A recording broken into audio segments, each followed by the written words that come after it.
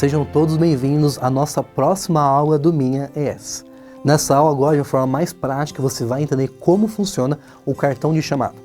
Lembra da nossa aula anterior, onde eu te mostrei todas as janelas de como elas funcionam também? Pois então agora a gente vai para a segunda janela. Você viu na aula anterior a parte do home, a parte inicial. Mas agora a gente vai para a parte de cartão de chamada. Na parte de cartão de chamada, você vai clicar bem ali onde está marcado, e assim que você clicar ali, vai aparecer essa janela para você. Mas calma, não se assuste.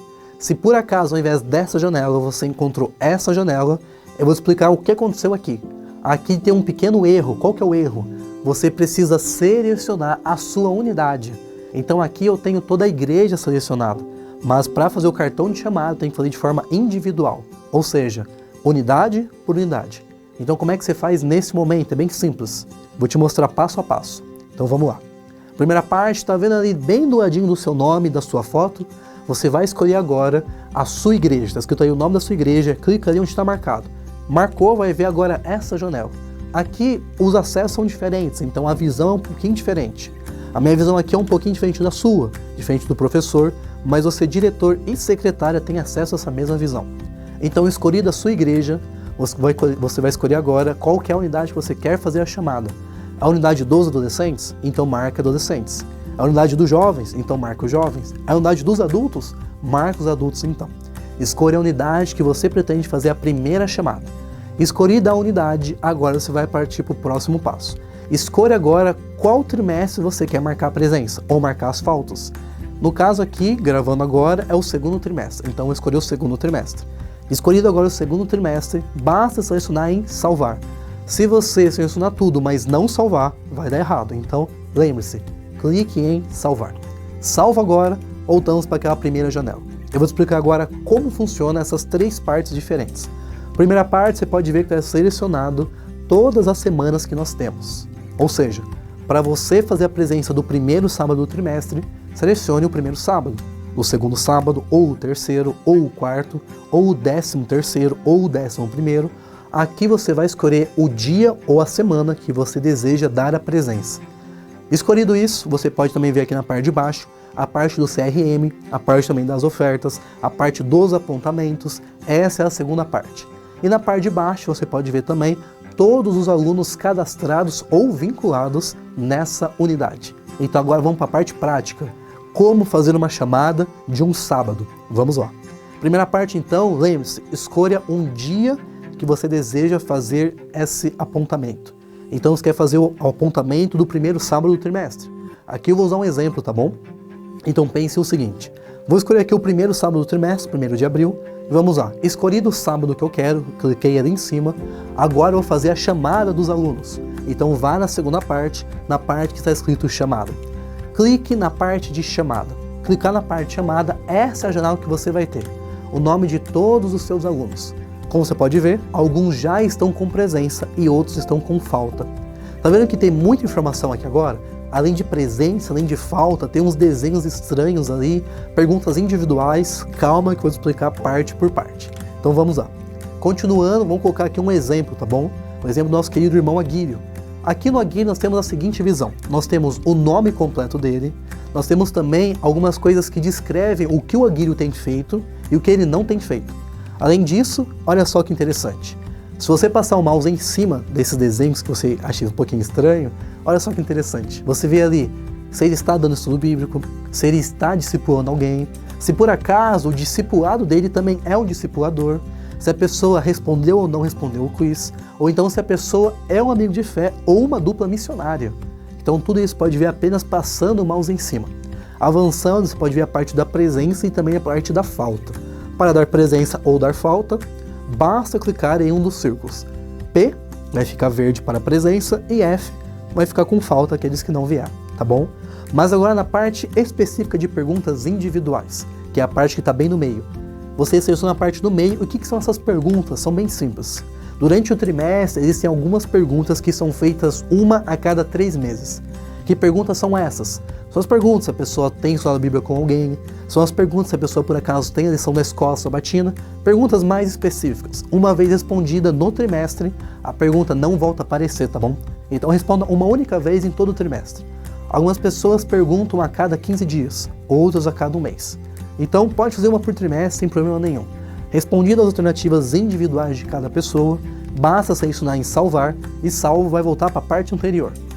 Dadas as presenças, respondidas as perguntas individuais, lembre-se sempre de salvar. Agora salvo, avança para a próxima parte. Você já deu a presença para os alunos, já respondeu as perguntas individuais, agora vamos para as perguntas coletivas, que são os apontamentos. Nos apontamentos, preste muita atenção em cada detalhe que é importante aqui. Então vamos lá. Dando o exemplo dessa aula, dessa unidade, o que vai acontecer aqui? Nós temos nessa unidade cadastrada 20 alunos, ou seja, 20 matrículas nesta unidade. Mas olha só que interessante, das 20 matrículas que nós temos, dos 20 alunos que temos cadastrados nessa unidade, nesse dia 11 pessoas estiveram presentes, ou seja, 11 pessoas responderam quiz, responderam a chamada de forma virtual ou foi marcada presença para eles. O que é importante aqui? Percebe que você pode ver ali que o número 11 é diferente do número de baixo, número 8. O número 11 está em cinza, o número 8 está bem branquinho. Por quê? Porque o que está em cinza você não pode alterar. Pastor, na minha unidade tinham 11 presentes, mas tinham mais 2 visitas. Você não consegue alterar aqui, tá bom? Então entenda, você não pode alterar aqui. O que você pode alterar é a parte branca, como eu vou te mostrar daqui a pouco. Então, se por acaso tinham 11 pessoas na sua unidade e mais algumas visitas, o número 11 ele é só um reflexo de quantas pessoas responderam a chamada da Escola Sabatina, tá bom? Então esse 11 representa as pessoas que responderam o quiz que você mandou. Então vamos avançar à próxima parte. Então aqui você pode ver a parte da comunhão. Na parte da comunhão você pode marcar outro número. Então, por exemplo, vamos supor que 11 pessoas estavam presentes e mais 5 visitas. Você pode colocar as pessoas que responderam, aqui no caso 8, e mais, por exemplo, 5 pessoas. Então 8 mais 5 vai dar 13, sem nenhum problema. O que acontece? Você pode marcar um número maior do que o número de presenças, mas você não pode marcar um número maior do que o número de matriculados. Como assim, pastor? Vou te explicar, é bem simples. Pense na seguinte cena. Imagina que na sua igreja, um grupinho, uma igreja pequena, recebeu um coral de 40 vozes. Olha só que bênção. Mas pense que essas 40 vozes, das 40 vozes, 20 pessoas foram ficar na sua unidade, somente na sua unidade. Mas olha só que problemão, como relatar tudo isso? É bem simples, vamos lá. Então percebe o seguinte, veja que aqui nós temos 20 matriculados e dos 20 nós temos 11 que responderam o quiz. Vamos dar o seguinte exemplo aqui, tá bom? Vamos supor que desses 11 que responderam, 8 disseram que eles têm comunhão. Eles estão fazendo a comunhão deles. Só que nós temos também 20 pessoas a mais na nossa unidade que estão nos visitando. E vamos supor que das 11, das 20 pessoas que estão nos visitando, cerca de 20 delas responderam que estão tendo comunhão. Você pode até relatar as 20, mas olha só o problema que nós temos aqui. Você não pode relatar a mais do que o número de matriculados. Então você pode relatar até quantas pessoas aqui? Até o número de pessoas que estão matriculadas, não presentes. Matriculadas. Ou seja, ao invés de relatar 8, você pode relatar até 20, não 10 e nem 11. Por que 20? Porque é o número máximo de pessoas matriculadas. Se na sua unidade tem apenas 5 pessoas matriculadas, o número máximo de relatórios que pode fazer é 5, ou seja, 5 no número da comunhão. A mesma coisa é com o relacionamento e a mesma coisa é com a missão. Esses números você pode alterar sem problema nenhum. Mas os números de baixo, que estão em cinza, isso você não pode alterar. Onde você altera isso aqui? Você altera lá na parte de chamada, lá na parte da presença e nas perguntas individuais. Lá você altera e isso aqui é apenas um reflexo do que você pode alterar lá, tá bom? Feito tudo isso, agora você vai lá em salvar. Salvo agora a próxima parte, a parte das ofertas, uma parte que o pessoal deixa para trás e não presta atenção. Então vamos lá. Olha só que interessante a parte da oferta. Na parte da oferta, você faz um relatório apenas de quanto a sua unidade arrecadou de oferta naquele dia, naquele sábado. Mas, pastor, a minha unidade não arrecada oferta nenhuma durante a Escola Sabatina. Não tem problema, não é um alvo que nós colocamos. Pelo contrário, se você não relata nada, o sistema consta que você não fez essa parte. Então, o que é importante? Se por acaso você não recolhe nada de oferta durante a Escola Sabatina, não tem problema, mas lembre-se sempre de marcar a opção tudo zerado, ou seja, clique ali, selecione tudo zerado, deixa tudo zero, coloca um zero aqui, zero lá, sem problema nenhum. Depois basta selecionar em salvar. Salva agora e pronto. Vamos agora para a última parte, a parte agora dos alunos. Lembra que eu te disse que nós temos agora a parte de um filtro dos alunos matriculados? Vamos supor que você, como diretor ou professor, quer saber quem são os alunos que agora têm lição. Você pode ver os alunos que têm lição. Ou você quer ver os alunos que não têm a lição. Você pode ver os alunos que não têm lição. Ou então alunos não batizados. Você pode ver a mesma coisa também. Ou então os alunos que fazem aniversário nesse dia ou nesse trimestre. Você pode ver isso também.